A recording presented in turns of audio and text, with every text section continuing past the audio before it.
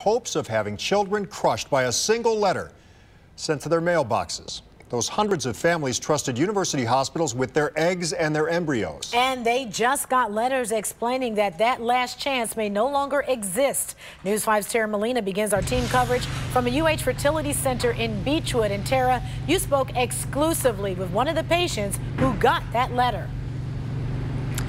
Danita, one of 700 families home right now wondering whether or not they can have a child after a process that's already known to be difficult and extremely emotional. A process that Marlo Empsch knows all too well. Big brown eyes and an adorable smile. This is what hope looks like for patients who turn to in vitro fertilization. Marlo Empsch and her husband welcomed baby Ryland through IVF 10 months ago. We were one of the fortunate ones. We did conceive a child. But their hope may be a hope lost for other UH patients. Some exceptionally devastating. My heart truly goes out to the parents of the people that were supposed to be having transfers this week, because I know that the embryos were, unthawed. That's part of the process when they're going to be transferred, and those embryos were lost, and some of them that was their only shot. And Marlo, now unsure if Ryland will have the sibling they hoped for. I think I'm going to be feeling this every day, because to me it's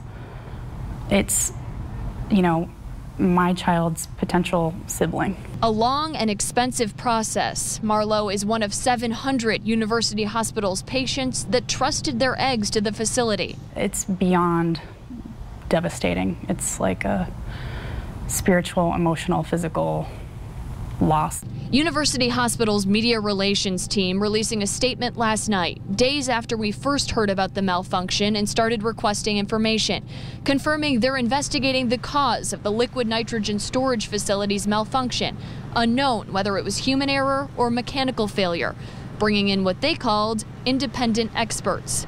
They say they do not know the viability of the 2,000 eggs and embryos. The hospital did confirm that nothing has been discarded, but in order to determine if the eggs and embryos are viable, they have to be fully thawed, and once thawed, they can't be refrozen. University hospitals denied my interview requests. Patients affected, like Marlo, left with so many questions. Are all of my eggs damaged? What's the process of understanding the viability of them now? What are my options now? She's organizing a group now for all of the women and families directly impacted by this. A group she says is stronger together. And it's just a place to support each other, maybe share stories, communicate, because this is such a huge local community that's been affected. A huge local community affected tonight, and while Marlo told me it is too early for her to think about this, the hospital has said that procedure fees could be waived for the families affected by this. However, there are families who I got in touch with who say it's not the procedure fees that make this entire process so expensive. Reporting live in Beechwood, I'm Tara Molina, News 5.